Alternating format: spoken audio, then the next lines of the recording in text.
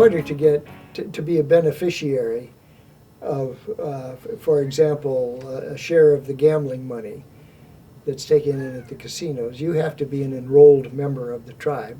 And they give you a tribal identity card that has your photograph on it and has your name and so on and so forth. So you have to be a card-carrying member, really, of the Tohono O'odham Nation. Blood quantum right now is calculated at 50%. And it's pretty sure that there are a lot of people who are enrolled tribal members who don't have that kind of blood quantum, and so now they're talking about changing it to a quarter, and then possibly even a lesser quantum than that. So it's not a settled issue, and there is a lot of ambiguity about it. 911 came along, and then everything changed. They just locked that border down.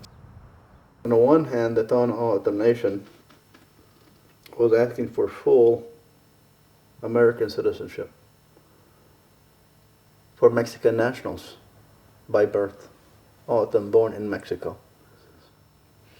And yet, on the other hand, the Tohono O'odham Nation would deny Mexican nationals a cup of water as they came to the tribal lands, that they would let Mexican citizens die on one hand, and yet they were asking for full U.S. citizenships for all of them in Mexico.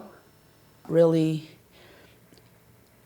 I hope that, I wish that people can, because people can be proud of you as an O'odham woman, being able to do something like this, play the Waila music.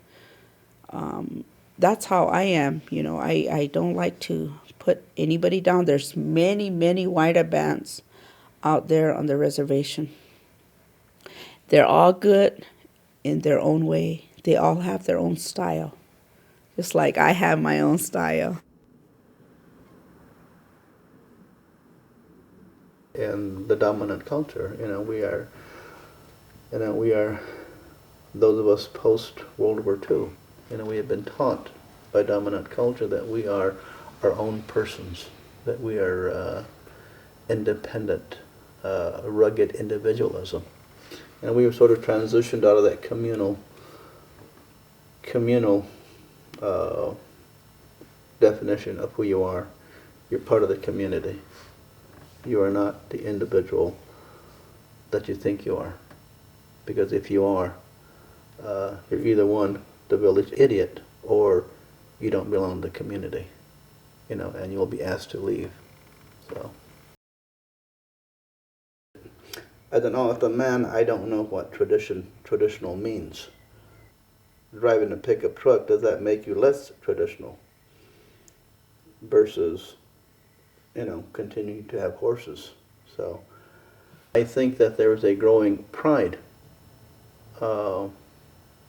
in being recognized as one of the traditional peoples on this continent.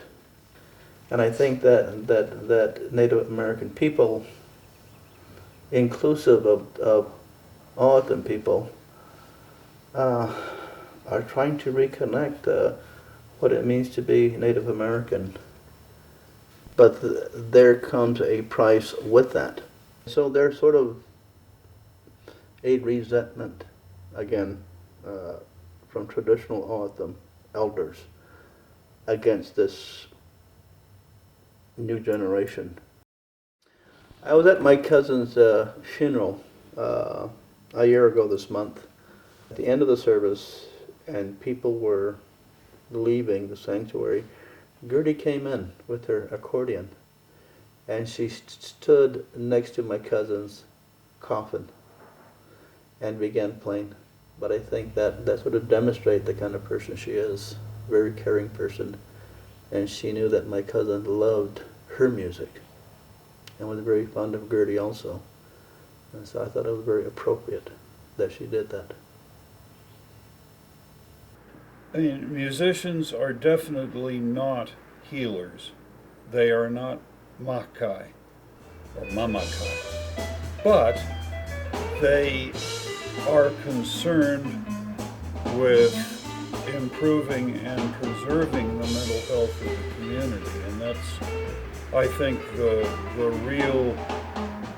deep meaning to the making people happy, which over and over again I've heard musicians say, well, that's what we're here for, is to make people happy. You know, if Ruth Underhill is right, and I think she probably is, for the most part, traditional singing was, she called it singing for power.